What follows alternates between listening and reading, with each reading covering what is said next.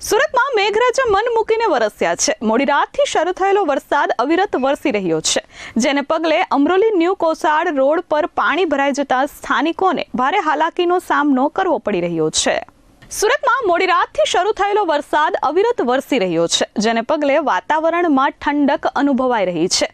અસહ્ય ઉકળાટથી કંટાળેલા સુરતીઓ વરસાદના કારણે આનંદમાં છે, પરંતુ પ્રિમોન્સૂન કામગીરીના કારણે દુવિધામાં છે। સુરતમાં પહેલા જ વરસાદમાં ઠેર ઠેર વિસ્તારોમાં પાણી ભરાતા સ્થાનિકોને ભારે હાલાકી ભોગવવી પડી રહી છે। ત્યારે સુરતના અમરોલી ખાતે મુખ્ય માર્ગ પર પાણી ભરાયા છે।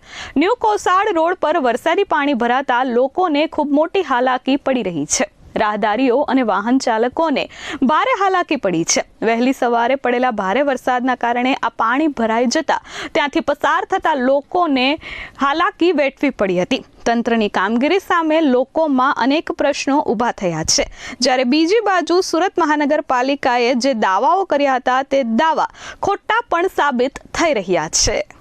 Bureau report S24 news Surat.